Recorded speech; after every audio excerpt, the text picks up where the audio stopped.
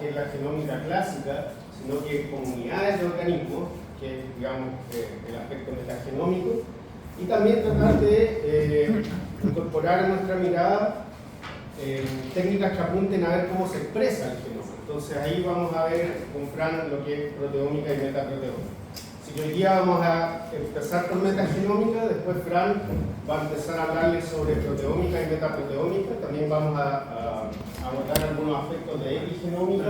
Hasta luego, muchas gracias. Y después por la tarde volvemos a la metagenómica.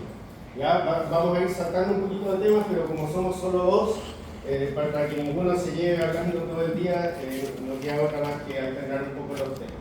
¿Ya? Pero siempre vamos a estar conectando dos, esa es la idea. Y quisiera partir con esta temática, digamos, que es materia de intenso debate hoy en día y que tiene que ver con también una parte que no alcancé a comentarles el viernes, cuando estuvimos revisando un poco el tema de los análisis bioinformáticos para genómica. Y es que, tal como les hemos venido anunciando en distintas clases, tenemos un gran problema con el concepto de especies cuando uno habla de microorganismos, ya sobre todo por la transferencia genética horizontal, que es mucho más abundante o tiene un componente mucho más importante, digamos, en el caso de los procariontes, si lo comparamos con los eucariontes. ¿Ya? Entonces, claro, había un problema, digamos, que no tenía una solución todavía muy de consenso hasta que sale este paper, en donde de alguna manera por primera vez se propone una definición genómica para una especie procariota. Y eso fue gracias a que en este artículo desarrollaron una herramienta bioinformática que puede calcular de manera muy rápida, digamos, y a gran escala, este valor que se llama ANI, o identidad promedio de nucleótidos, ya que básicamente tomar dos genomas y comparar ellos y ver cuánto se parecen en porcentaje. Ya vamos a ver más adelante cómo se llega a este valor y todo, pero por ahora lo que importa es qué es lo que significa. Entonces, estos autores tomaron 90.000 genomas procariontes, que eran representantes de distintos linajes, y calcularon entre ellos este valor de ANI. Y fíjense entonces en estos tres gráficos que más o menos muestran algo similar. Acá abajo tenemos los valores de ANI en porcentaje, ¿no es cierto?, desde el 70 y algo al 100%. Y vemos que al hacer este ejercicio de comparar todos los genomas representantes de todos los linajes procariontes conocidos hasta ese momento, un genoma secuenciado, por cierto, vemos que hay una discontinuidad genética que es muy evidente, ¿ya? En donde vemos que, yo creo que esta es la más clara, digamos, en azul tenemos genomas que pertenecen a la misma especie y en rojo tenemos genomas que pertenecen a especies diferentes. Entonces, fíjense que independiente de cuáles sean esas especies, por los números de genomas que hay adentro, claramente hay una discontinuidad genética en donde desde un valor de ANI de 94 o 95% hacia arriba, tenemos consistentemente todos los genomas que comparten una misma especie. ¿Ya? Entonces, a partir de este trabajo, se define un valor de ANI del 95% como un umbral desde el cual todo que esté de ahí hacia arriba, vamos a tener genomas o microorganismos que son de la misma especie, mientras que si son de un 95% de ANI hacia abajo, ya serían más bien de especies diferentes. Obviamente, mientras más bajo sea el valor de ANI, más lejanos serían esos genomas. Podrían ser a lo mejor, si que tienen un 90% de ANI del mismo género, pero de distintas especies, pero ya si tienen un valor de ANI del 70 o algo por ciento, podrían ser incluso géneros diferentes. Entonces, bajo esta misma lógica se han ido definiendo umbrales en los cuales uno espera que si dos genomas son de la misma especie tengan entonces un ANI superior al 95%. ¿Ya? Y bajo este mismo concepto se crea, años un poco después, esto que es la base de datos de taxonomía en base a genomas, ¿ya? O GTDB.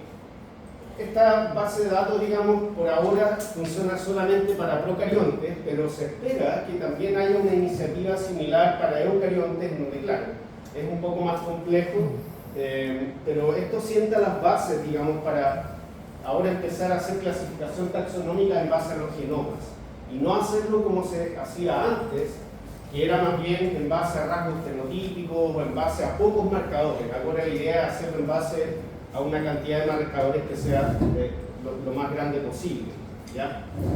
Entonces esta foto es de ayer o de antes de ayer, y fíjense que de bacterias en esta base de datos tenemos 585.000 genomas aproximadamente. Estos son genomas no redundantes, por lo tanto todos representan una cierta diversidad dentro del árbol procarionte de bacterias, ¿ya? Lo cual, fíjense, corresponde a 107.000 especies de bacterias diferentes, para que vayan teniendo una idea de la diversidad procarionte que existe en nuestro mundo. Ya vamos a volver un poco a eso.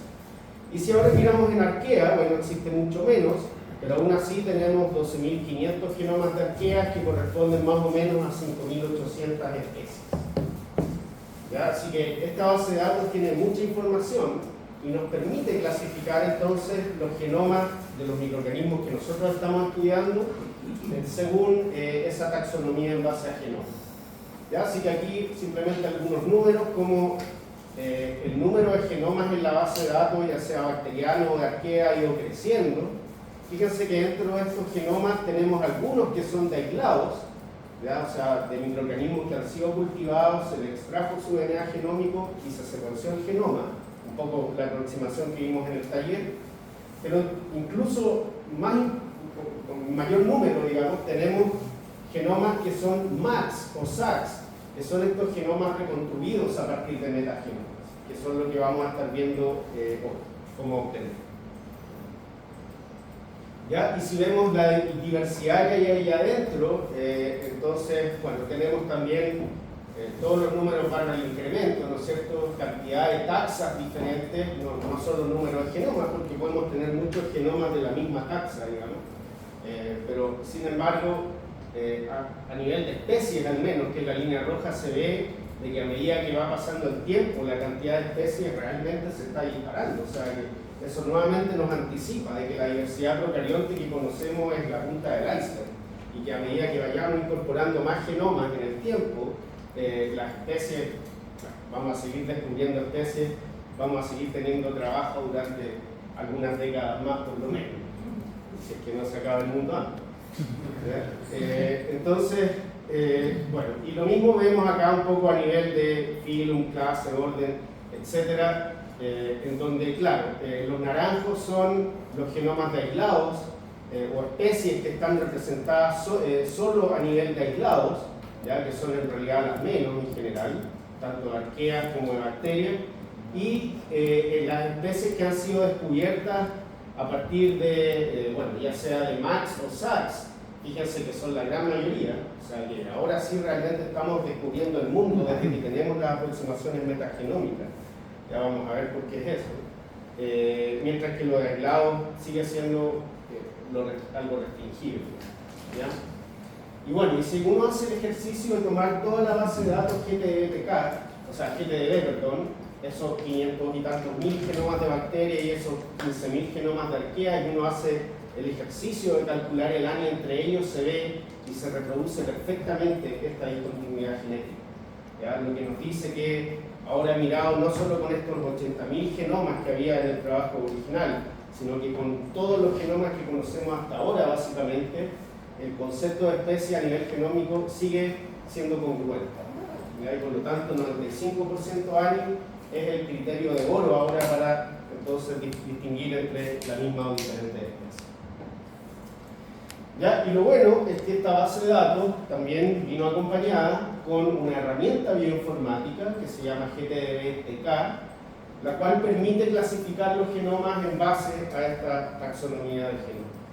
¿Ya? ¿Y cómo lo hace? Es más o menos como las aproximaciones que ya hemos visto, solo que acá se usa 120 marcadores para el caso de bacterias, que son genes que están presentes en todos los linajes bacterianos que se conocen hasta ahora. ¿Ya? Podría ser, por ejemplo, el equivalente a lo que es el 16S rRNA, que yo les decía que es un gen que se usaba tradicionalmente para taxonomía en bacterias, pero resulta que nos dimos cuenta ahora, gracias a los metagenomas, de que hay toda una rama del árbol de bacterias que no tienen RNA ribosomal 16S.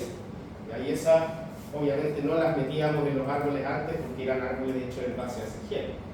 Entonces, esta gente se dio el trabajo, justamente en base al análisis de todos los genomas disponibles, se dieron cuenta de que había 120 genes que están universalmente presentes en todas las bacterias, ¿ya? Y lo mismo ocurre con 53 genes que son de arqueas. Entonces, cada vez, y para resolver la taxonomía, y cuando nosotros entonces incorporamos una nueva cepa, lo que hace esta herramienta es buscar estos 120 marcadores en nuestra cepa, genera un concatenado de eso, hace un alineamiento múltiple, y a partir del alineamiento múltiple y los modelos de sustitución apropiados, tal como lo hablamos el viernes, ¿no es cierto?, infiere un árbol de máxima verosimilitud.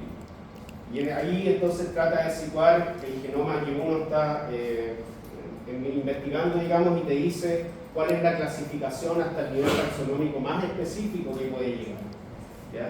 Incluso tiene, como está, es un árbol que ya está construido, tiene distancias calibradas, te puede decir con un cierto nivel de certeza si tu genoma pertenecería o no a una nueva especie o a un nuevo género que no esté representado en la base de datos.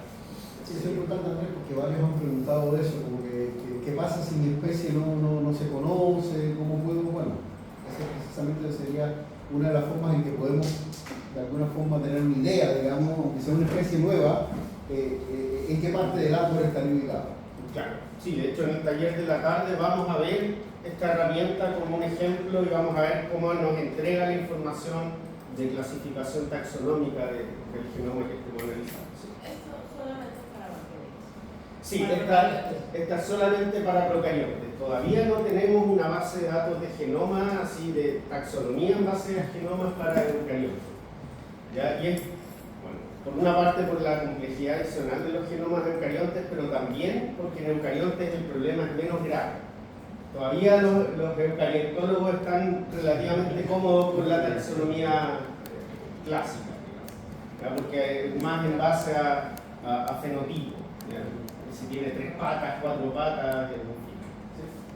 Perdón, ya.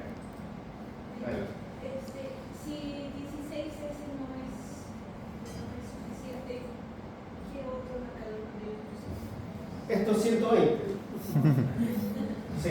Uno que esté quizás un poco más general. Solo uno, claro, sigue siendo el 16S, porque la verdad es que todavía esas bacterias que no tienen 16S son medias raras, o sea, no son las que uno se encuentra habitualmente en un suelo, por ejemplo. Tienden a ser bacterias de genoma muy reducido y que son endosimbiontes o parásitos, ¿ya? Pero la gran mayoría de las bacterias sí tienen 16S y por eso todavía el metabarcoding, si tú quieres ver bacterias y arqueas, sigue siendo el estándar de oro el 16S.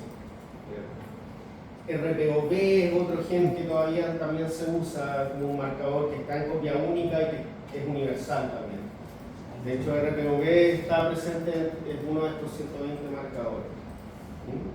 Pero insisto, o sea, todavía el 16S sirve para la gran mayoría de las bacterias, o al menos la gran mayoría de las bacterias que uno se encuentra en ambientes más estudiados. Si nos vamos a un ambiente extremo y eso, bueno, puede ser de que no encontremos sorpresa. Si tú tenías preguntas. Como pregunta, porque cuando uno secuencia un genoma por completo, más que incluso ahora, más que el 16S, bueno, el 16S sería bueno tener todas las secuencias de los operones que hay, pero sí o sí, por más que salgan pedacitos ese genoma, tendríamos que tener, si queremos usar la taxonomía, esos 120 marcadores. Sí. ¿No? Idealmente. Idealmente. Ahora, claro, sí, es un buen punto, porque sabemos de que no todos los genomas están muy completos y puede ser que nuestro genoma haya quedado con una completitud que no es la mejor, pero es lo mejor que tenemos. Y en ese caso, claro, la herramienta, si no encuentra los 120 marcadores, trata de hacer el posicionamiento con los marcadores que encuentra. Pero eso obviamente impacta en qué también puede clasificar tu genoma. A veces la clasificación queda, digamos, a nivel, no sé, de filum solamente, o te dice, no, esto es un genoma de bacteria, pero no puede ir más a lo específico, porque faltan marcadores. Entonces, claro, por eso si uno ve que la clasificación no es muy buena, y decimos, ¡ay, maravilloso! Esto no está en la base de datos, tenemos un nuevo filum de bacterias. ¿ya? Pero claro, vas a ver la completitud y ese genoma chequen te dice que tiene un 40% de completitud, obviamente lo más probable es que sea por eso. Por eso es que uno tiene que estar mirando siempre todo el conjunto de cosas que hemos estado discutiendo en el curso. ¿Ya? Y bueno, ¿qué pasó con esto? Así como a nosotros nos gustó mucho, hubo otras personas que odiaron esto, pero así que son detractores a muerte.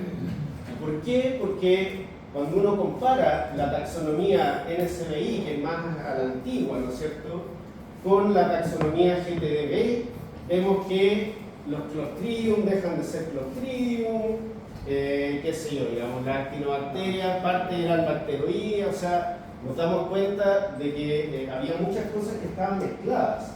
Entonces, para el microbiólogo que lleva toda su vida estudiando los bacillus, que ahora le digan que bacillus no se llama bacillus, genera un rechazo que, aunque no lo crean, es muy grande, digamos. ¿Ya? Ahora, claro, esto fue más bien al principio, y yo diría que hoy en día nadie tiene duda que esta es la mejor manera de hacerlo y que el resto, bueno, en su momento fue bueno, pero que hay que revisar. ¿Ya? Entonces pasa mucho de que uno descarga genomas de NSBI, se supone que todos son pseudomonas, por decirles algo, uno corre el GTDBTK y resulta que eso en realidad algunos son pseudomonas y otras son otras cosas. Entonces uno tiene que estar ahí como a veces tratando de lidiar, o para que todos nos entendamos, los a la antigua y los a la genómica. Ya. Entonces eso era desde el punto de vista de la definición genómica de especies, y que vamos a retomar un poco eso más adelante cuando estemos hablando de metagenomas, ¿ya? Sobre todo en genomas reconstruidos a partir de metagenomas.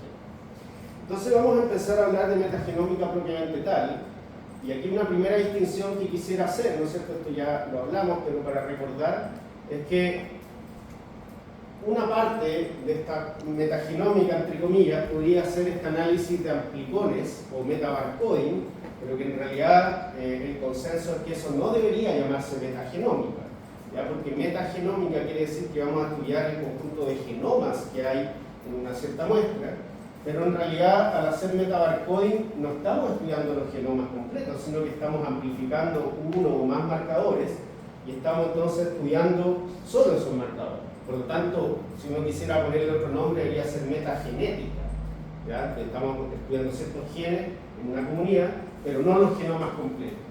Por lo tanto, uno debería llamarle metagenómica solamente a cuando hay secuenciación shotgun, y por lo tanto uno está estudiando todos los genes que hay, todo el material genético. Ya, entonces vamos a hablar al principio un poco de metabarcoding, ya que a algunos les interesaba, y después nos vamos a dedicar a hablar todo el resto del día de metagenómica shotgun. ¿Ya? Entonces, ¿cuál es el workflow general del metabarcoding? Vamos a pensar que estamos estudiando una muestra compleja, un ambiente, ¿no es cierto? Pero en realidad puede ser una muestra de feca para estudiar el microbioma humano o de algún animal. Esto obviamente requiere un cierto paso de pipeteo, ¿no es cierto? Que es básicamente extraer DNA a partir de la muestra, amplificar con los partidores que nosotros queramos usar. Si es que queremos estudiar diversidad de bacterias, 16S, si es que queremos estudiar diversidad de hongos u otros eucariontes, 18S, por ejemplo.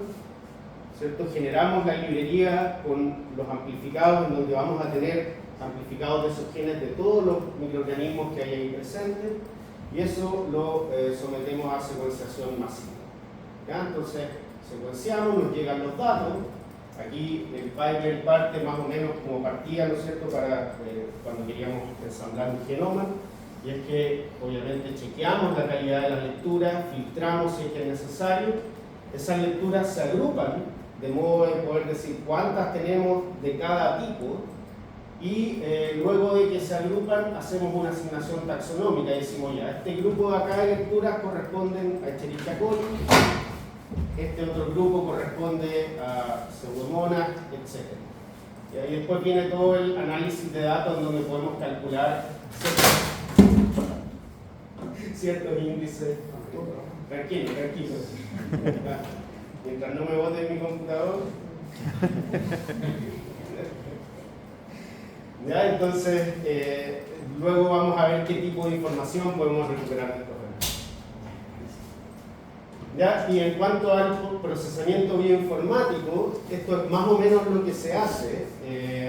Para que tengan una idea, no vamos a tener el tiempo de hacer el pipeline nosotros mismos en un taller, pero esto es mucho más sencillo. Yo diría que está bien documentado, hay varios tutoriales, así que no debería ser problema que ustedes lo puedan aprender. ¿Ya? Entonces, básicamente, tenemos, bueno, secuenciamos, ¿no es cierto? Nos entregan las lecturas en el formato FASTQ, como lo vimos. En este caso se hace también secuenciación pareada, normalmente Illumina, con fragmentos de más o menos 300 pares de base. Ya, lecturas de 300 pares de base, entonces normalmente lo que tenemos es sobrelapamiento entre las dos lecturas. No como en el caso de los genomas, en donde dejábamos la librería con fragmentos de 500 y teníamos lecturas de 150 de un extremo, 150 del otro. Ya no, aquí tratamos de secuenciar lecturas de 300 pares de bases y por lo tanto hay sobrelapamiento entre las dos lecturas por reversa, y vamos a ver que uno de los pasos es hacer un merge entre esas dos secuencias. Ya hay corrección en la zona en la que se sobrelapa. ¿No? ¿Cuánto Sí. es? Es informática-2025 con I mayúscula.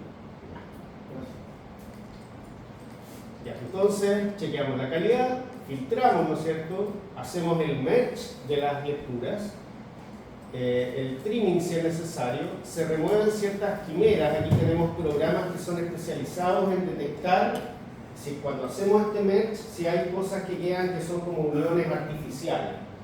¿Ya? Entonces hace una especie de nuevo control de calidad.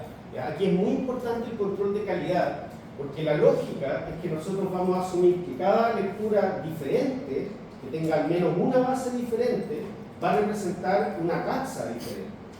¿Ya? Entonces, si tenemos una base que cambia por error, obviamente eso nos va a estar llevando a conclusiones equivocadas. Así que aquí hay mucho, en este preprocesamiento hay varias herramientas bien específicas que son para metabarcoding, que son diferentes a las que se usan en ensamblaje de genoma, que van a ir en esa dirección, ¿no es cierto? Tratar de quedarnos con las lecturas lo más limpias y confiables posible. ¿Ya?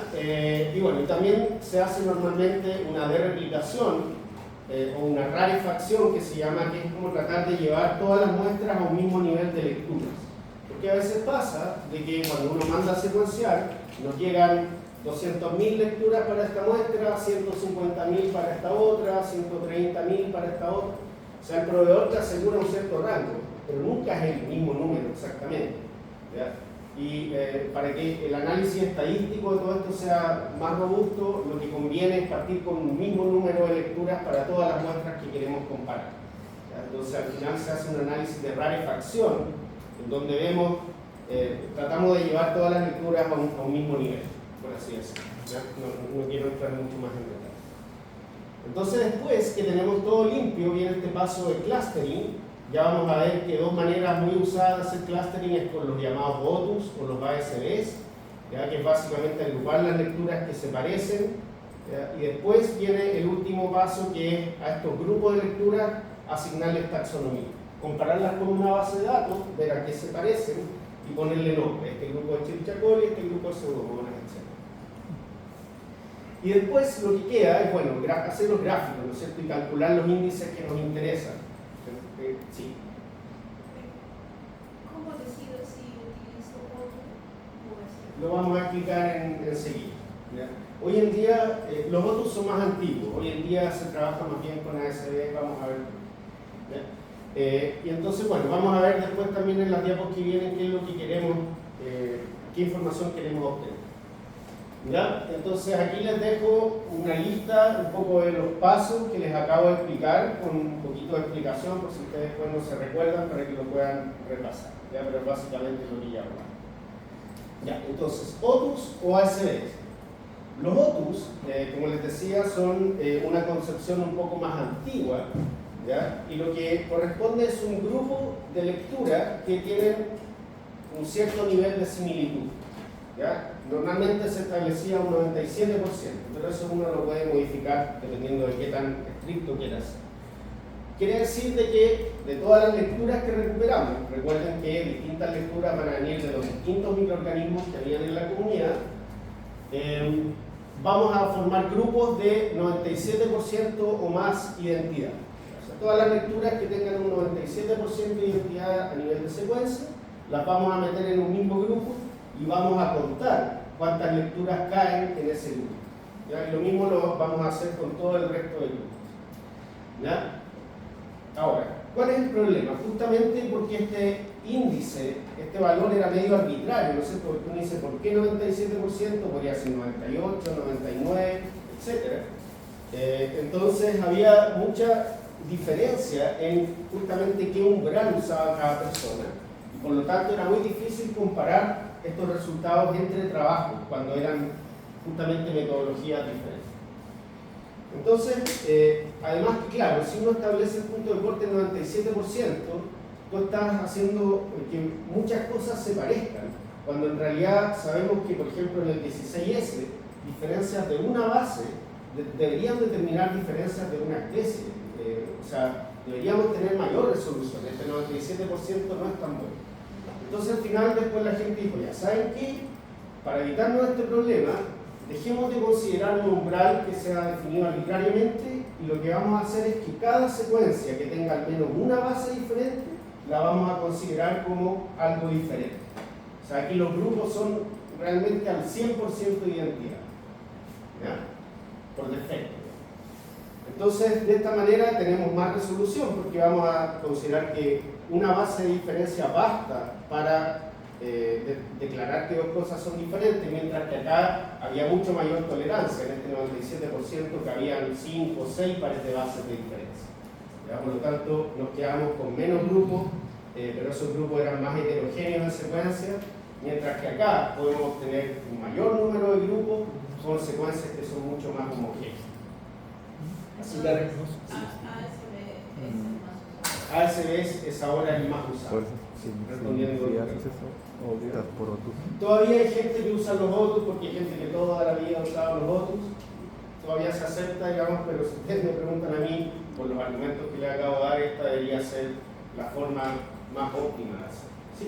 El poder de computacional es diferencia para análisis es mucha, porque no, hay informaciones que son más, serían más información. Claro, sí, en general estos análisis son mucho más livianos que los análisis, por ejemplo, de ensamblaje, genomas y todo. Así que esto uno lo puede hacer sin problemas en un computador de escritorio, o sea, en el laptop, no debería haber problema. Y también hay herramientas para esto que están integradas en las plataformas que vamos a discutir hoy en la tarde. Estos también puede haber diferencia dependiendo de la base de datos que esté utilizando. Por cierto.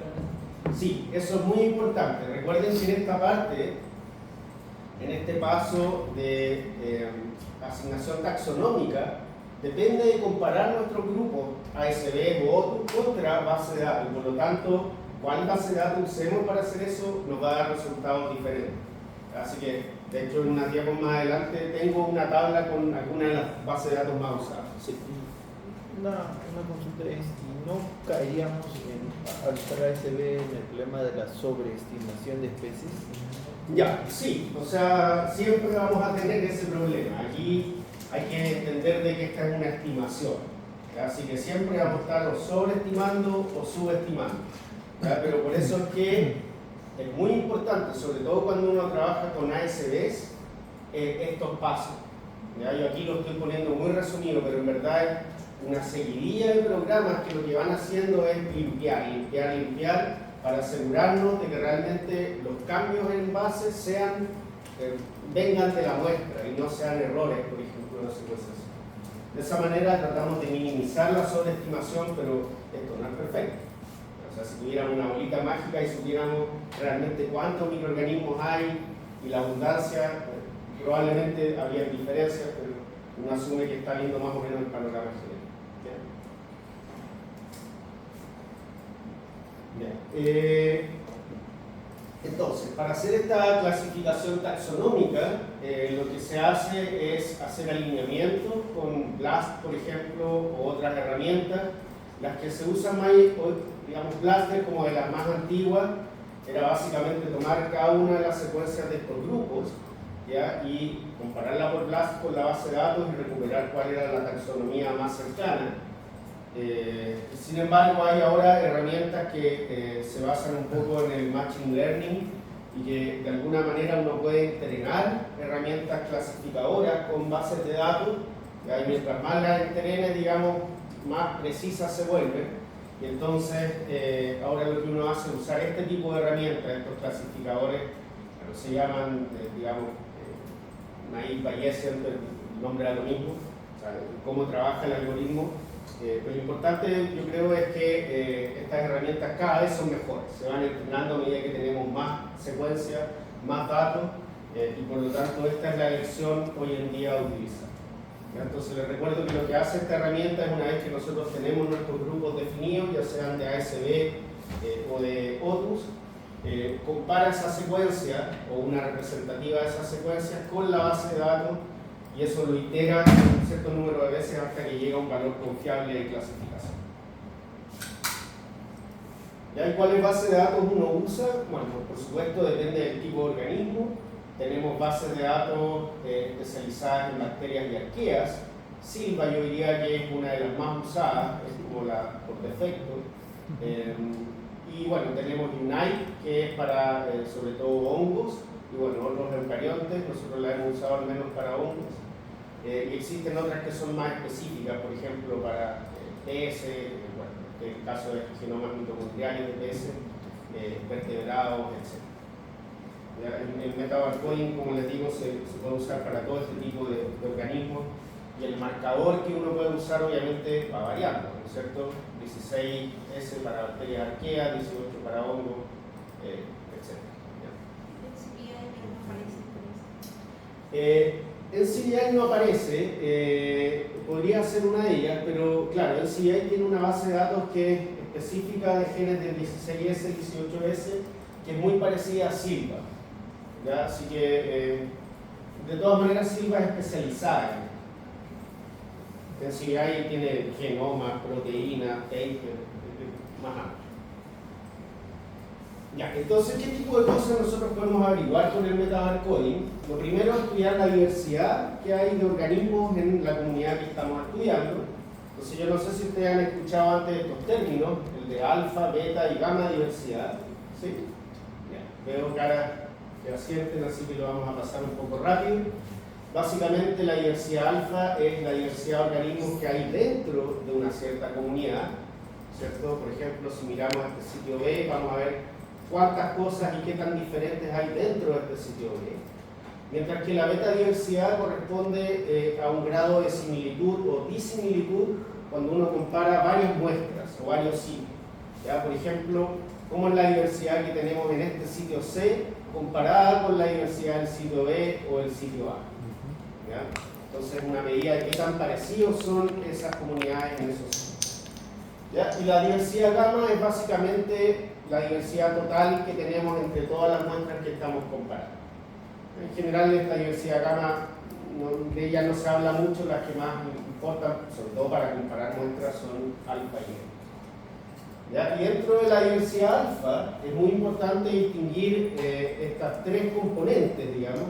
La diversidad alfa podría ser, digamos, este componente que es una medida de diversidad total, por así decirlo, pero esa diversidad total está compuesta por estos dos componentes. Primero, la riqueza de especies, que es simplemente cuántas cosas diferentes, el número de cosas diferentes que hay. ¿Ya? O sea, por ejemplo, acá tenemos, ¿no es cierto?, cuántas cosas diferentes: un árbol, flor, pájaro. Son tres cosas diferentes. ¿Ya? En este caso también tenemos tres cosas diferentes, por lo tanto la riqueza acá sería tres especies distintas, lo mismo que acá. Pero fíjense que aún así falta un componente que no está cubierto al tratar de explicar esta diversidad, y es qué tan parejas están representadas esas especies, ¿no es cierto?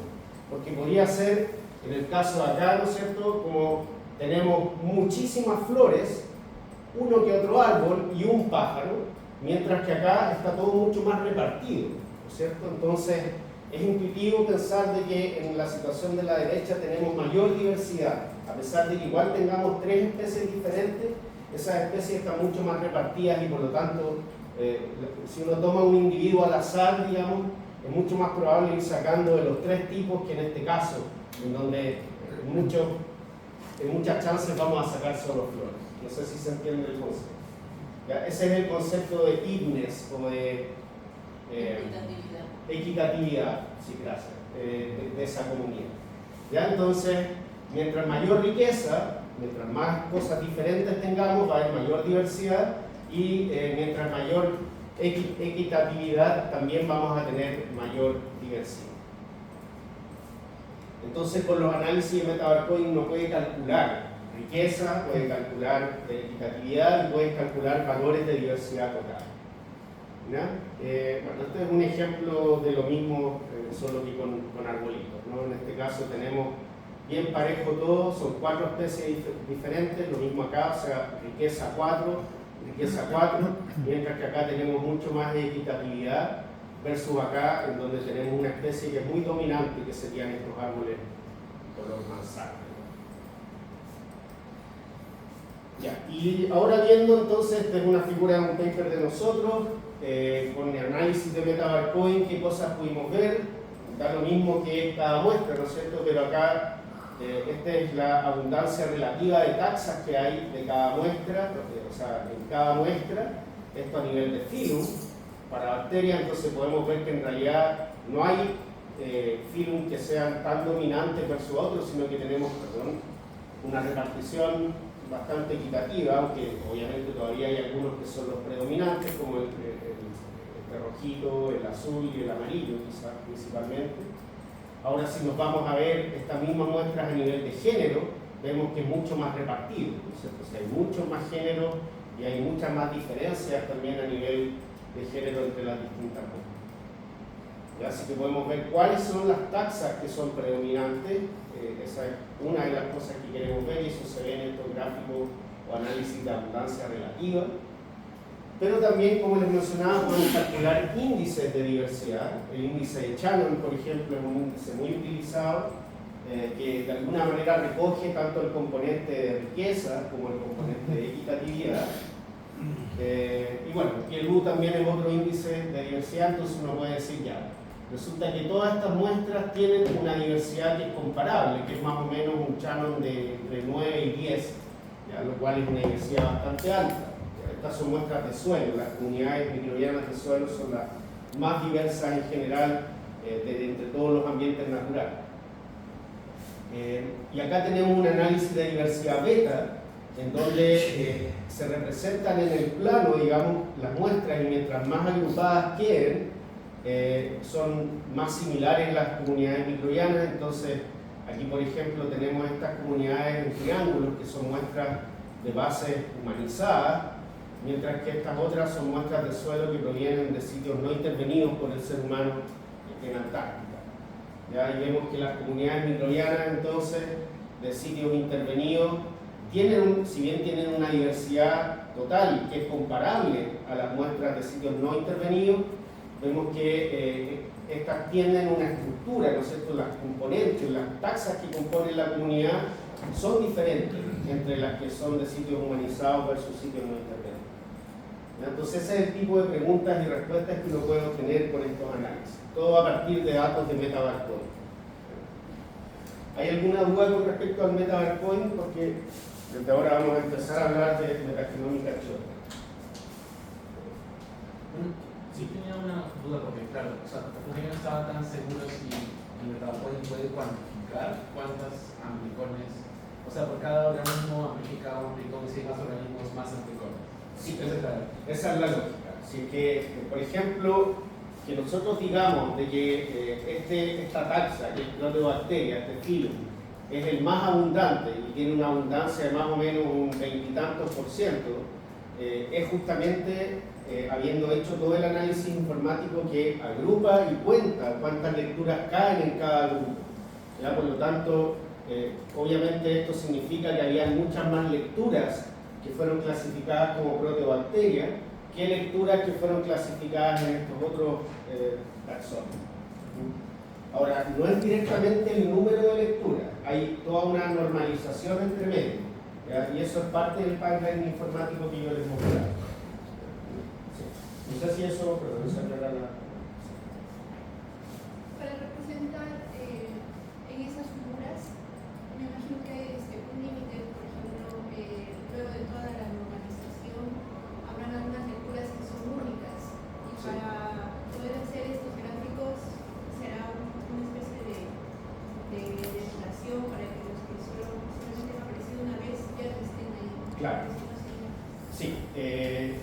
pregunta, o sea, la compañera nos pregunta de qué pasa si es que tenemos, por ejemplo, una diversidad muy grande en donde incluso algunas secuencias están una sola vez o muy pocas veces.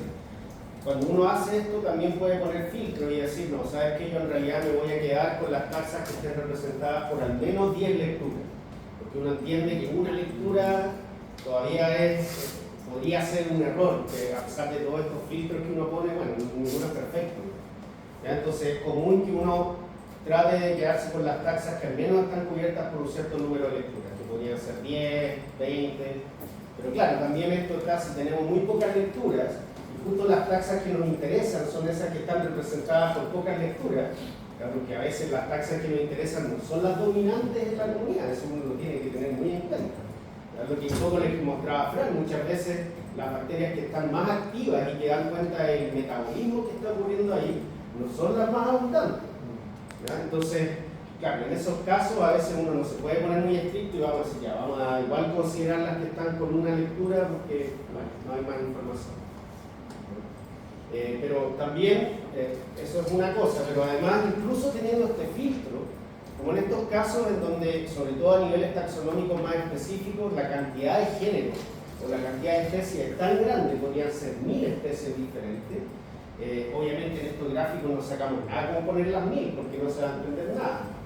Entonces ahí lo que uno puede hacer, y es normal eso encontrarlo, en la leyenda dice, en la figura estamos representando solamente las taxas que tengan una abundancia mayor a un 1%.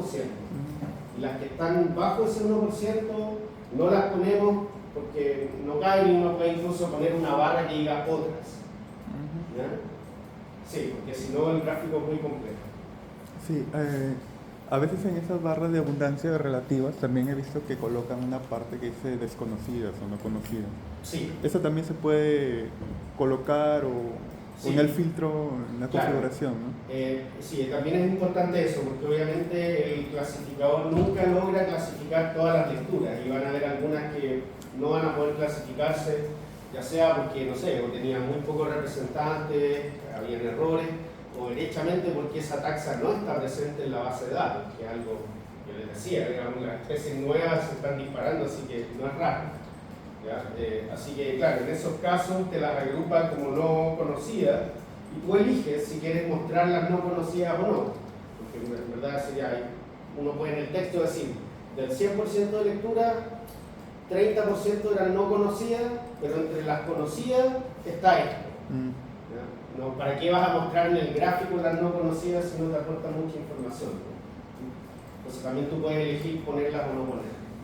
Entonces este 100% podría ser no el total de lecturas, sino que el total de lecturas que sí lograron clasificarse.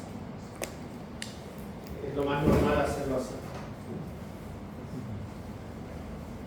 Ok, vamos entonces a metagenómica shortcut. Lo primero es recordar qué es lo que es un metagenoma y lo vamos a definir como el conjunto de genomas que hay en una comunidad de microorganismos presentes en un determinado ambiente. ¿Ya? Por lo tanto, la metagenómica es justamente la aplicación de todas estas herramientas genómicas que hemos visto, con ciertas sofisticaciones, por supuesto, para el estudio ya no de microorganismos aislados, sino que de comunidades microbianas. Yo creo que esto es lo más importante, directamente desde su ambiente natural, ¿ya? Evitando esta necesidad de aislar y cultivar esos microorganismos, ¿ya? Porque esa es justamente la explicación de por qué nos falta todavía mucho por conocer en bacterias, y era porque antes estudiábamos solo lo que podíamos cultivar en el laboratorio, pero con la metagenómica podemos ahora estudiar los microorganismos directamente en su ambiente, ya sea en una muestra de suelo, una muestra de agua, etc. ¿Ya? Y yo no sé si ustedes conocen este árbol. ¿Alguien lo ha visto?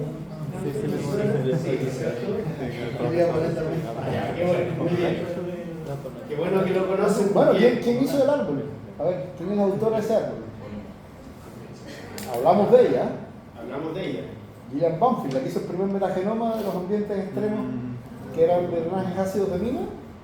Ella fue la que hizo, bueno, ahí está Gillian Banfield. Sí. ¿Ya? Y bueno, esta es la versión más o menos actual, ya no es tan actual, digamos, pero diría aceptada y consensuada por todo el mundo. Esta es la versión actual del árbol de la vida. Y aquí hay dos mensajes muy importantes. Lo primero es toda esta rama que está aquí, que eran microorganismos, bacterias en particular, que no se conocían hasta que pudimos conocerlos por técnicas metagenómicas. En cada rama en donde hay un punto rojo, quiere decir que son microorganismos que sabemos que existen gracias a la metagenómica, pero que nunca han sido cultivados hasta ahora. Nunca los hemos tenido ahí en el laboratorio para poder estudiar. Solo sabemos que están porque hemos reconstruido sus genomas a partir de metagenomas. Entonces, prácticamente la mitad de las bacterias no las conocíamos hasta que pudimos tener la metagenómica. Y bueno, y lo mismo con las arqueas, hay varios representantes desconocidos. Y bueno, los eucariontes, que obviamente tenemos sí representantes cultivados, entre comillas. ¿No sé? Y acá también se ve muy claro que los eucariontes somos arqueas, básicamente. Entonces se habla de esta anomalía del conteo en placa, que básicamente tiene que ver con que en realidad, si uno hace un cálculo bien grueso, menos del 1% de los microorganismos que existen pueden ser cultivados en las condiciones que nosotros tenemos ahora. ¿Ya? ¿Y por qué se debe eso? Bueno, por una parte porque no tenemos los medios, a lo mejor no hemos podido reproducir las condiciones que necesitan esos microorganismos, ¿ya? Pero incluso más importante que eso, no podemos ser tan ingenuos y pensar de que todos los microorganismos van a crecer solos. Hay muchos microorganismos que necesitan estar en presencia de otros organismos, ya sea micro o más macro, para poder existir. Ya en el caso de todos los simbiontes y los parásitos. Bien, entonces, ¿cómo estudiamos esta diversidad que está en el ambiente? Esto se hace desde hace mucho tiempo, incluso antes de la secuenciación masiva. ¿Ya? Entonces había una metagenómica clásica, por así decirlo. La aproximación genómica es la que ya hemos descrito, que es básicamente cultivar un microorganismo, extraer su DNA genómico y hacer todo lo que ya aprendimos y ojalá quedarnos con el genoma completo. ¿Ya? Ahora, si nosotros queremos ya olvidarnos del aislado y ir directamente a estudiar el ambiente, habían ciertas aproximaciones que eran básicamente extraer DNA, por ejemplo, del suelo, ¿no es cierto? Fragmentar este DNA, clonarlo en vectores de clonamiento, ¿no es cierto?, en donde la idea era que cada vector iba a tener un pedacito de este metagenoma, y después lo que podíamos hacer era secuenciar el fragmento que estaba clonado en estas librerías de fragmentos metagenómicos con secuenciación SAM. Entendiendo que estos fragmentos iban a tener 10 kilobases, algo por ahí. Entonces era muy laborioso porque significaba preparar esta librería y después ni les cuento lo que era ir secuenciando uno a uno cada uno de estos clones. Obviamente uno podía tener ciertas estrategias para ir encontrando los clones que más le interesaban, dependiendo del fenómeno que quisiera estudiar, pero era mucho más complicado. Sí, los dos primeros ejemplos que se pusieron en clase, tanto el de metagenómica de Banfield como el del sargazo, el mal de sargazo, se hicieron de esa forma. Exactamente. Hasta que gracias al señor Craig Venter, ¿no es cierto?, se inventó la secuenciación shotgun. Entonces esta aproximación, que es la actual, ¿no es cierto?, es mucho más sencilla. Aquí nos olvidamos de ligar, hacer librerías y de secuenciar clones individuales, sino que básicamente extraemos DNA, lo fragmentamos y lo secuenciamos directamente con las tecnologías de secuenciación masiva. ¿Ya? Por lo tanto, esto es igual que secuenciar un genoma. De hecho, si tú mandas un metagenoma a secuenciar o un genoma a una bacteria, los dos caen bajo el mismo servicio, secuenciación shotgun. No hay ninguna diferencia. La diferencia está en lo que viene después, ¿no es cierto? En cómo nosotros trabajamos eso, sabiendo que hay una mezcla de cosas y no es un organismo aislado. ¿Ya? Entonces, la estrategia general de los estudios metagenómicos es la siguiente: uno va al ambiente, va a Antártica o algún ambiente hermoso que uno quiera estudiar. Eso da, por supuesto, otra perspectiva del estudio que uno hace, el ir al sitio que uno está estudiando y no simplemente recibir la muestra que alguien te manda. Sobre todo en países como los nuestros, digamos, en donde hay tanto por explorar. Entonces, bueno, uno trae la muestra, se extrae el DNA, ¿no es cierto?, se secuencia, tal como hemos visto, secuenciación shotgun, vamos a generar una colección de muchas lecturas. En general esto se hace por secuenciación Illumina, nosotros también hacemos metagenómica por nanopod, pero en realidad lo hacemos como para las muestras selectas y para poder reconstruir genomas menos fragmentados, pero la gran mayoría de los análisis metagenómicos se hacen con secuenciación ilúmina. PacBio está ganando harto terreno últimamente, pero todavía es muy caro, así que al menos para nosotros no está en el horizonte. ¿Ya? Una vez que tenemos las lecturas, hacemos el ensamblaje, ¿ya? Tal como se haría para un genoma aislado, solo que uno usa ensambladores que sean especializados en metagenoma. Y bueno, y después uno puede trabajar, vamos a ver que uno puede obtener información a partir de las lecturas crudas. Hay ciertos análisis que es mejor hacerlos con las lecturas crudas. Hay ciertos análisis que es mejor hacerlos con los contigs ensamblados. Y todavía viene un tercer paso, que uno puede hacer lo que se llama un binning, que es tratar de separar los contigs que vienen de cada tipo de microorganismo en tarritos, ¿no es cierto?, independientes, cosa que nos queden todos los contigs de Escherichia coli, aparte de aquellos que sean de Staphylococcus, etcétera, de otros organismos. Entonces, a partir de estos tarritos de contigs, uno trata de reconstruir el genoma de ese organismo. ¿Ya? Y uno entonces puede hacer análisis ya con los genomas reconstruidos, que tienen ciertas ventajas con respecto a los contigs nomás, que es una sopa de contigs de muchos microorganismos diferentes, no sabemos cuál es cuál, o con las lecturas, que también es una mezcla de cosas. Y después vienen todo tipo de análisis. Acá, bueno, esto era de un paper que tenía un motivo específico, así que ignoren un poco esta parte, pero piensen que acá podríamos poner todas nuestras preguntas que queremos contestar dependiendo de nuestro estudio.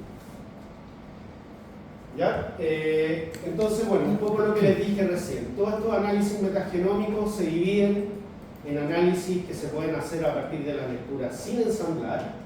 Y vamos a ver que dentro de estos análisis hay algunos que dependen solo de la composición de secuencia, que podría ser contenido GC, frecuencia de Cameron, o análisis que dependen de la notación, o sea, comparar nuestras lecturas con bases de datos para obtener, por ejemplo, información funcional o información taxonómica. Y por otra parte, entonces, están todos los análisis que sí dependen de ensamblaje. ¿Ya? Y aquí podemos hacer análisis, como les mencionaba, con los contigs, o irnos por esta rama que es reconstruir genomas y después de estos genomas reconstruidos hacer preguntas. ¿Ya? Vamos a ver un poco de todo este tipo de cosas en lo que queda del día. Va a estar intenso el día, así que les pido un poco de paciencia y de resiliencia. Uno podría hacer un curso completo de metagenómica y bueno, nuestra intención es tratar de darle un panorama lo más completo posible. Si en algún momento están muy cansados, me dicen y paramos y podemos acortar. ¿Ya? Vamos a ver entonces qué es lo que podemos hacer en base a las lecturas sin ensamblar. ¿Ya? Básicamente serían nuestras lecturas de 100 o 150 pares de base haciendo secuenciación ilúmina. ¿Ya? Y como les decía, podemos hacer cosas que no dependen de comparar las lecturas con bases de datos, sino que simplemente analizar la información de secuencia que traen las propias lecturas. Hay tres cosas que son muy importantes que yo diría que son lo primero que uno debería hacer. ¿Ya? Obviamente después de chequear la calidad de las lecturas, hacer el trimming, eso es igual para los genomas, así que no lo vamos a volver a ver. Aquí ya estamos pensando en que partimos de un set limpio de lecturas. Los criterios para limpiar son los mismos, ¿ya? Y los programas también son los mismos, no hay ninguna diferencia. FastQC, FastP para hacer el trimming, etc. ¿Ya? ¿Qué cosas podemos averiguar? Primero, la fracción del metagenoma que cubrimos. ¿Ya? Nosotros tenemos un metagenoma, extraemos DNA, secuenciamos y esperamos, o eso quisiéramos, que nosotros con lo que secuenciamos, con la plata que teníamos para secuenciar, estemos cubriendo toda esa comunidad. Pero la realidad no es así. Sobre todo si uno estudia, por ejemplo, comunidades de suelo, son tan complejas que uno tendría que secuenciar prácticamente infinito para poder cubrir la comunidad completa. Entonces es muy importante uno tener un valor que nos diga cuánto estamos cubriendo con la cantidad que secuenciamos, porque obviamente en base a eso podemos sacar conclusiones. Lo otro, ¿qué tanta diversidad de secuencia hay dentro de cada metagenoma? ¿Ya? Y esa diversidad de secuencia, de alguna manera uno asume que también se traduce en diversidad de microorganismos. Si hay muchas secuencias diferentes, probablemente es porque había muchos microorganismos que son diferentes. ¿Ya? Entonces uno puede tener, sin hacer asignación taxonómica a la lectura, una medida de diversidad. ¿Ya? Y lo otro es que también uno puede calcular índices de similitud entre distintos metagenomas, que es un poco parecido a los análisis de metadiversidad que hacíamos en el MetaBarcode. O sea, básicamente es tratar de, si tenemos 10 metagenomas diferentes, ver cuáles se parecen más o menos en términos de la composición de secuencia. ¿Ya? Y la verdad es que este primer problema de estudiar la cobertura y la diversidad a partir de datos shotgun es algo que se ha desarrollado en los últimos años, en los últimos 10 años aproximadamente. Antes, cuando uno quería estudiar diversidad, tenía que sí o sí hacer MetaBarcode. Ahora no. ¿Ya? La verdad es que con los datos shotgun uno puede hacer medidas de diversidad microbiana y estudiar la estructura, estos gráficos de abundancia relativa, solo en base a datos shotgun. Entonces, eso es muy bueno. ¿Por qué? Porque el dato shotgun ahora nos permite estudiar diversidad, que es lo mismo que nos permite MetaBarcoding, pero nos permite algo que el MetaBarcoding no permite estudiar, no directamente al menos, que es el resto de los genes que hay ahí. ¿Ya? ¿Qué otras funciones hay codificadas, por ejemplo? No solo taxonómicos, sino que también funcionales. Así que, estas herramientas, como les decía, han sido desarrolladas en el último año. Y esta es una herramienta que a mí me gusta mucho, es del 2018, si bien recuerdo, que además es desarrollada por el grupo de Costas Constantinidis, que es uno de los expertos en metagenómica, digamos, más renombrados, junto con Gillian Banfield y otras personas. Y este programa, que se llama NumParallel, básicamente lo que hace es analizar dentro de nuestro metagenoma, cuánta redundancia hay de lectura. ¿Ya? ¿Por qué? Porque uno espera que si hay mayor redundancia, o sea, tenemos varias lecturas que comparten una región más o menos extensa, quiere decir que estamos secuenciando varias veces un mismo microorganismo. ¿Ya? ¿Qué quiere decir eso? De que, o sea, si en los dos casos secuenciamos 100, ¿ya? Y en un caso vemos que tenemos muchas lecturas repetidas que caen sobre el mismo microorganismo, versus el otro caso que vemos que tenemos pocas lecturas por microorganismo, la explicación más fácil de eso es que en el primer caso el total de lecturas secuenciadas se repartían entre unas pocas taxas, mientras que en la segunda muestra habían tantas taxas, ¿ya?, que había que cubrir, y por lo tanto por taxa nos quedan pocas lecturas. Es básicamente dividir el número de lecturas que tenemos, que en ambos casos es el mismo, por el número total de taxas que habían en la muestra. ¿Ya? En el caso en que tenemos muchas más taxas, se entiende que va a haber menos redundancia en las lecturas. ¿Ya? Bueno, eso es cómo funciona el programa, no es lo más importante, pero la cosa es que en base a eso el programa puede hacer un modelo matemático en donde, a medida que vamos secuenciando cada vez más, este es el esfuerzo de secuenciación, o sea, cuántas bases secuenciadas nosotros pudimos contratar. Supongamos que tenemos dinero para secuenciar 10 gigabases por metagenoma. Bueno, 10 gigabases va a ser nuestro esfuerzo de secuenciación, y el modelo nos dice, con ese esfuerzo de secuenciación, qué fracción del metagenoma pudimos cubrir. En este caso nos fue bastante bien, tenemos más o menos una cobertura de un 70 y algo %. ¿Ya? Entonces esto está directamente relacionado con la diversidad de la muestra. Nosotros tenemos metagenomas, por ejemplo, el que les mostraba del desierto de Atacama, ¿se acuerdan? Esta cianobacteria que está acompañada de otras 13 bacterias diferentes. Ese metagenoma lo secuenciamos y logramos un 100% de cobertura, porque habían 14 taxas allá. Pero si comparamos con una muestra de suelo, en donde podemos tener 1000 taxas diferentes, obviamente la muestra de suelo jamás va a lograr el 100% de cobertura. Nunca lo hizo. ¿Ya? En el suelo, nosotros, por ejemplo, el suelo antártico, que es muy diverso, hemos llegado a coberturas de un 30, un 40%, secuenciando 10 gigabases, que es bastante. Esos 10 gigabases cuestan $1000. Entonces, realmente querer secuenciar más significa poner mucho más dinero, por lo tanto no es viable. Así que uno se conforma con, bueno, es decir, logramos tal cobertura, por lo tanto, si no encontramos cosas, no podemos decir que no están. Ese es lo primero que uno debería tener en cuenta. Obviamente hay mucha gente que esto no lo hace. Todo lo que nosotros le hemos dado son buenas prácticas. Se van a encontrar con muchos trabajos en donde ni siquiera miran la cobertura alcanzada, pero después andan sacando conclusiones que uno como régimen le dice.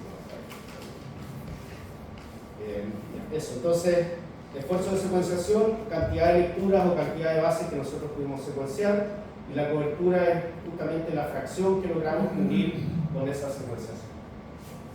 Mientras más cobertura, quiere decir que vamos a tener más chance de poder tener un buen ensamblaje, ¿ya? Porque si tenemos muy pocas lecturas de cada microorganismo, cuando queramos ensamblar eso, nada va a ensamblar con nada, porque tenemos nada de sobrelap. Y al revés, si tenemos una baja diversidad y logramos una muy buena cobertura, lo más probable es que el ensamblaje de ese metagenoma resulte mucho mejor.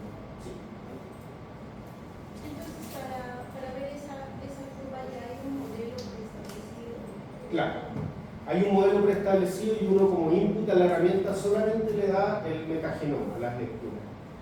Y la herramienta entonces, en base al algoritmo, yo tampoco conozco exactamente cómo funciona, va analizando las lecturas, calcula la redundancia y eso lo sitúa en un cierto modelo que ya viene preconcebido en el programa.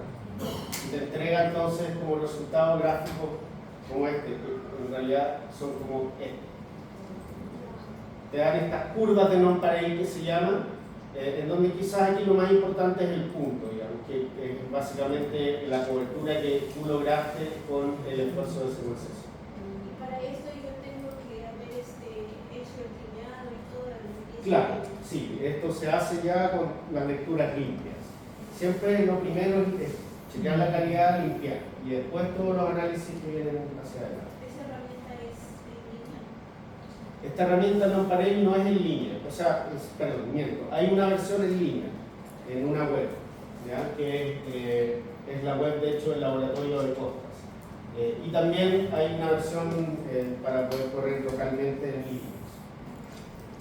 Pero sí, hay una versión web ahora que me acuerdo. Lo malo es que ahí tienes que ir subiendo de a un metagenoma, ¿ya? Mientras que si quisieras poner todos en una misma curva, que es como un poco el ejercicio que está acá, ahí hay que correrlo de manera local. Entonces aquí está un poco lo que yo les decía. Fíjense, acá tenemos distintos tipos de metagenomas, desde el menos diverso, este es, digamos, un microbioma animal, sigue siendo un microbioma animal, ¿no es cierto? Después lago, océano, suelo del Tíbet y suelo de la selva tropical del Perú. Bien, el parque Manu, no sé dónde queda eso. En la selva, en la selva. ¿Sí? Bueno, este parque entonces está puesto aquí como la muestra más diversa que ellos tenían para analizar en este momento, ya en este paper, que es donde describen la herramienta. Aquí está el link a GitHub donde se puede descargar la herramienta. O sea, de todos los muestreos que ellos han realizado, por ejemplo, me han dado que justo menciona Perú, solamente han podido estimar Menos del 20%. Exactamente. O sea, fíjense. Si hacemos el ejercicio de que tenemos dinero para secuenciar 1 gigabase, ese es nuestro presupuesto, no podemos más. Si estudiamos la muestra de microbioma humano, el Fornix posterior, fíjense la cobertura que logramos, 100%. Perdón. 100%. Si estudiamos lo que sea eso, digamos, con el mismo gigabase, también tenemos el 100%. O sea, en todas estas muestras que son de microbiomas de cosas, alcanzamos el 100% con solo 1 gigabase. Pero si ahora nos vamos a estudiar muestras ambientales, agua o sobre todo suelo, la cobertura que logramos es mucho menor con ese mismo esfuerzo de secuenciación. ¿Por qué? Porque esas muestras son mucho más diversas. Y por lo tanto tenemos que cubrir una mayor cantidad de individuos o de cosas diferentes con una misma cantidad de lecturas. Por lo tanto, sí o sí vamos a tener menos lecturas por cada especie que tengamos. Una pregunta. Bueno, en esos casos es por eso que a veces dicen, bueno, como el metagenoma en ciertos suelos ambientes es muy caro, hagamos metabarcoding. Claro. Pero ahí también tengo un comentario, porque he escuchado de otro profesor que critica un poco algunos artículos que dicen, hacemos metagenómica, pero son 3 o 4 marcadores nomás que se utilizan. ¿Cuál es como que el límite o la diferencia entre un metabarcoding y un metagenoma? Metabarcoding es como un marcador, pero si algunos artículos utilizan 3, 4 o 5 marcadores, ¿eso es metabarcoding o metagenómica? Metabarcoding. Genómica es el estudio de los genomas, en donde uno tiene un sesgo a priori de decir voy a estudiar este gen y este gen, aunque sean 10 o 100. Porque ahí no estás con el genoma completo, estás con 100 genes. Ya vemos, dependiendo del organismo, el genoma puede tener 5000 genes, entonces incluso 100 marcadores corresponden a una fracción minoritaria del genoma completo. Por eso, entonces, para mí, la metagenómica es cuando tú haces secuenciación shotgun, secuencias todo lo que hay, sin sesgos a priori, sin amplificar cosas a priori. El metabarcode son primers específicos para ciertos marcados. Exactamente. Sí. ¿Cómo se podría mejorar eso? O sea, no solamente reemplazando un grupo, o mejoraría también la muestra, por ejemplo. O sea, no, porque en realidad estos ambientes probablemente son así. Por mucho que tú vuelvas a muestrear, vas a encontrar una alta diversidad porque el ambiente tiene esas características. Entonces, en realidad... Pero con un esfuerzo de desplazamiento mayor se podría alcanzar una... Sí, exactamente, por eso. Por eso. Ahí mismo puede hacer el ejercicio en la gráfica de Perú, con 10 gigabase puede llegar al 60. Sí, con 10 gigabases ya estamos mucho mejor. Claro. En este caso 10 gigabases todavía es alcanzable, yo les decía, $1.000. Pero los servicios que más te ofrecen serán, no sé, al menos con lo que he visto con metagenoma, unas 50 gigabases. O sea, que nos vamos a mover 10, vamos a quedar como por acá. O sea, uno no puede llegar a una terabase secuenciada porque eso realmente es impagable. Entonces, es una máquina muy compleja para llegar a un punto en que, por mucho que uno tenga mucho dinero, no vas a poder llegar al 100%. Y en esos casos, lo que hay que hacer es tener en cuenta la cobertura a la que llegamos y sacar las conclusiones que se puedan sacar con la información que hay. Sí. Estaba pensando que si para poder subir un poco la curva y sin aumentar mucho la cantidad de gigabases, podríamos hacer difusiones, pero el problema estaría en la hora de secuenciar, ¿verdad? Porque se Claro. requiere un mínimo de concentración de ADN para secuenciamiento. Claro, pero es que no sé si en realidad diluir sería algo provechoso, porque vamos a tener igual la misma representación, digamos, de muchas cosas diferentes, solo que más diluidas. No es un problema de concentración de DNA, es un problema de que es DNA de muchas cosas diferentes. Por mucho que diluyamos o concentramos en proporción, las distintas especies de DNA que van a haber ahí van a mantenerse. Entonces, en realidad, diluyendo no ganaríamos. Y por otra parte, digamos, en estos servicios de secuenciación te dicen, necesitamos tal cantidad de DNA. Si tú diluyes por bajo eso, probablemente la secuenciación no va a resultar tan bien. Entonces, el DNA que uno usa como input está súper bien calibrado y no tiene que seguir lo que te recomienda el fabricante de los kits. Si no, la cosa no anda muy bien. Entonces, claro, esto depende básicamente de secuenciar más o menos, no hay vuelta. A menos que queramos alterar nuestra muestra y darle un shock de calor y que se mueran un par de cosas y ahí decir, no, ahora estamos... No, capaz que a alguien se le ocurra alguna cuestión para hacer algo que favorezca más la seguridad. Claramente, con la metodología que tenemos actual, más se puede Claro. más. Ahora, por ejemplo, igual también depende mucho de la pregunta. Suponte que a ti no te interesa conocer la comunidad completa que hay aquí, sino que te interesa conocer una comunidad que sea, perdón el sesgo, que sea resistente a antibióticos. Entonces hay una opción, sería, no sé, digamos, tratar ese suelo con antibióticos de alguna manera y después eso, un tiempo, digamos, secuenciar y, bueno, suponiendo que lo que va a quedar son bacterias en ese suelo que resistían al antibiótico. Además, Es un poco burdo eso, uno no lo hace, pero algo como así uno podría usar como para tratar de reducir la diversidad original de la muestra, si es que no te interesa estudiar la diversidad total, sino que te interesa un subgrupo. Además, tengamos la esperanza que estamos dando cuando dimos las clases de historia, precisamente empezamos hace unos 15 años con 5 gigabases. Ya estamos en estos niveles. Sí. Lo único que va a pasar de aquí a 10 años es que los esfuerzos de secuenciación van a ser gigantescos, vamos a poder llegar a los teras con precios de lo que estamos hoy día en gigas. Eso es lo que va a pasar. Sí, no le quepa la menor duda porque eso es lo que ha pasado en la historia, digamos. Entonces, lo único que va a pasar es que todos los esfuerzos de secuenciación cada vez van a ser más fáciles, ¿cierto? Para poder... Sí.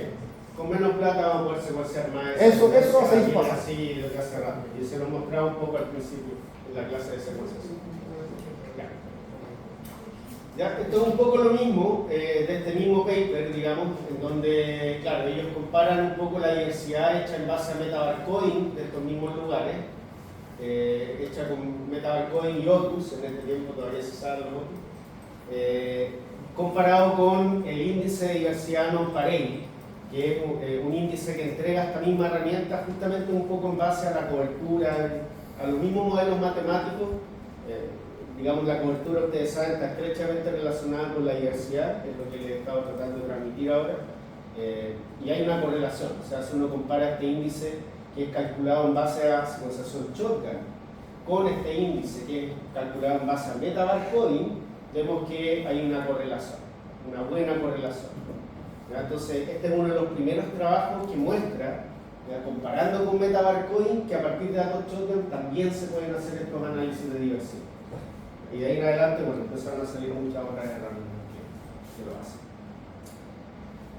Ya, entonces ahora quisiera tomarme un minuto. ¿Qué hora es? Vamos a ver. 10:20. Tenemos que terminar a las 10:30, ¿no? Entonces este es un concepto que yo ya les había introducido en la clase anterior, que es el concepto de cámeros, que es básicamente descomponer una secuencia en subunidades de un cierto número de bases. Entonces aquí tenemos una secuencia de 15 nucleótidos que vamos a descomponer en cámeros de 4 bases. Entonces, a partir de esta secuencia de 15, fíjense, en la fórmula en que uno lo puede calcular, podemos obtener 12 cámeros de 4 diferentes, que es básicamente ir de 4 en 4 corriéndonos un nucleótido. Por eso es que con los colores es mucho más fácil ver, ¿no es cierto? Nos vamos corriendo de uno en uno, formando grupos de 4. Entonces, esta descomposición en cámeros es algo que usan muchas herramientas informáticas hoy en día. Los ensambladores, por ejemplo, cuando yo les hablaba de los gráficos de Brown, ¿se acuerdan? Yo les decía, lo que hace el ensamblador es descomponer las lecturas en cámeros, en un cierto número, y esos cámeros después, digamos, por algún motivo que yo tampoco acabo de comprender mucho, pueden trabajarse computacionalmente de una manera mucho más eficiente que si uno trabaja las secuencias complejas. De ahí buscar los sobrelapamientos, entonces... Es menos intuitivo ese, ¿sí? Sí, es muy contraintuitivo, pero es así. Es un problema matemático el que... Bueno, si uno lo ve de lejos, hay algo intuitivo en lo que uno ve abajo para ensamblar. Claro.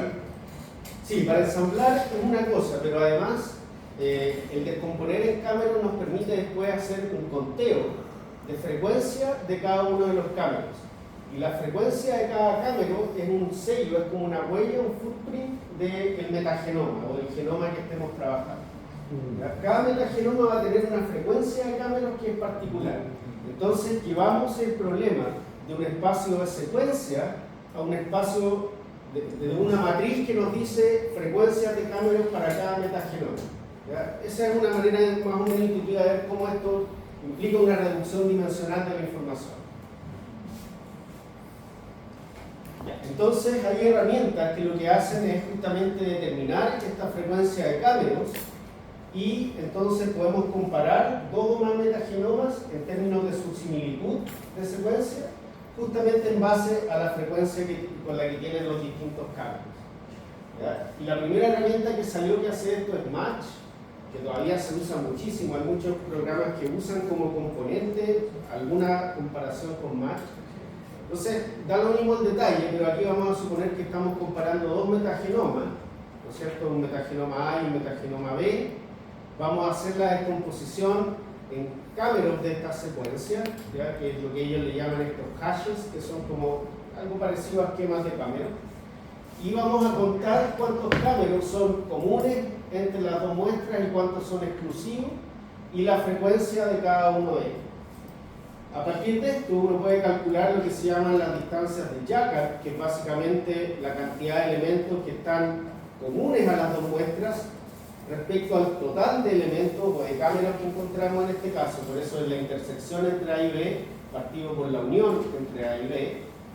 Eso se puede, digamos, aproximar con unos ciertos modelos matemáticos. Y a partir de eso entonces, si pensamos que tenemos estos 6 metagenomas, A, B, C, D y F, podemos calcular matrices de distancia. A partir de esta distancia, vemos qué distancia hay entre A y A, bueno, un 100%, ¿no es cierto? O la distancia menor, mientras que A con B, tal, A con C, tal.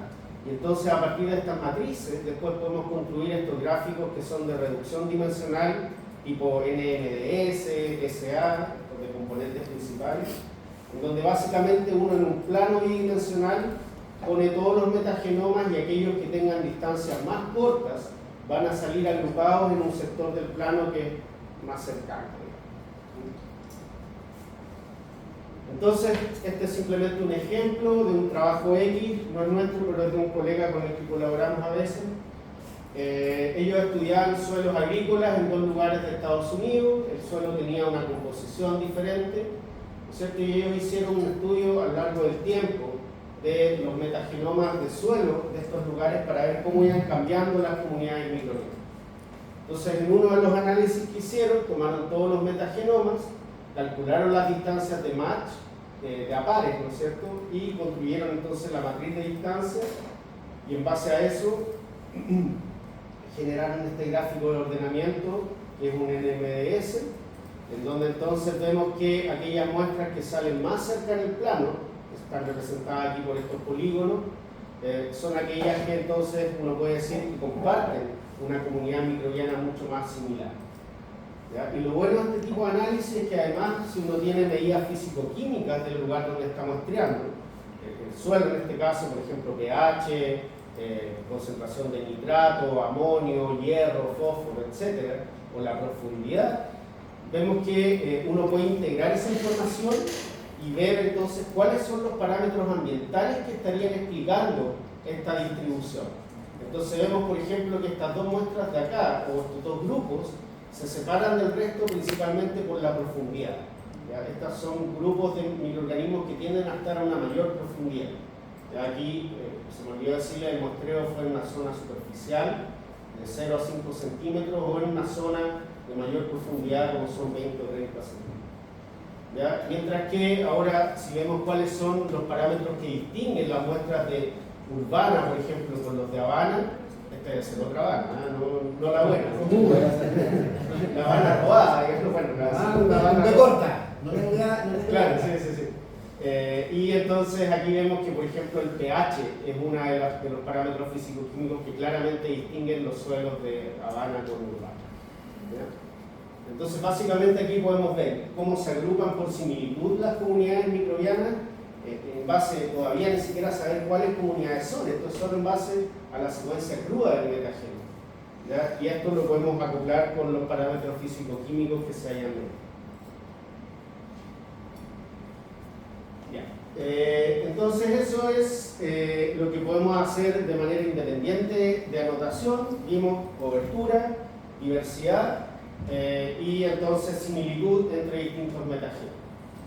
Ahora hay otro set de análisis que se pueden hacer en base a las lecturas también, pero comparando con ciertas bases de datos especializadas.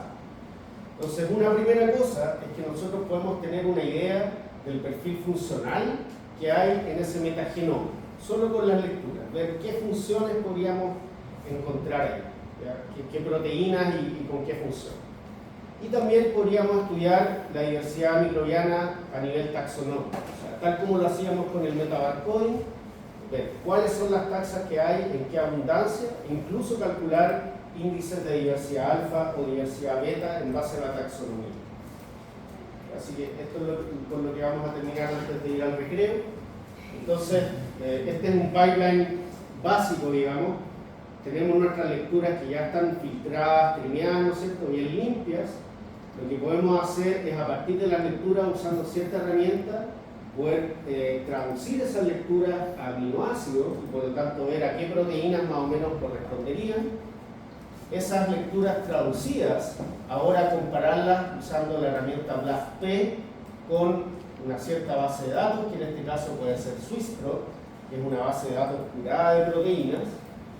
¿Ya? Y entonces ahora tratar de ver cuáles lecturas mapean con cuáles proteínas, contarlas y clasificarlas usando programas, por ejemplo, como RAST, que nos ofrecía clasificación en base a subsistemas, ¿ya? Grupos funcionales. ¿Ya? Y entonces ahora podemos hacer lo mismo para todos los metagenomas y comparar, por ejemplo, qué funciones están más bien enriquecidas en las muestras superficiales versus qué funciones están enriquecidas en las muestras de mayor profundidad. ¿Ya? Y no solo eso, sino que podemos llegar a hacer una cuantificación, una abundancia relativa de esos genes en las distintas muestras. ¿Ya? Entonces aquí cada punto corresponde a una función diferente. No se ve, da lo mismo. Piensen que estas son muchas funciones diferentes que uno quisiera mirar. ¿Ya? Por ejemplo, estas enzimas que son importantes para la fijación de amonio, o algunos subsistemas que son más bien de arqueas, ¿ya? Versus otros que son de bacterias. Y fíjense, digamos, esta es la abundancia, cuánto cambia, se ve en el eje X, digamos.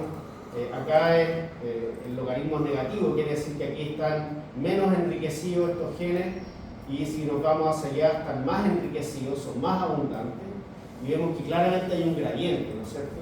Hay funciones que están mucho más enriquecidas en la superficie, mientras que otras estarían más bien enriquecidas en la profundidad.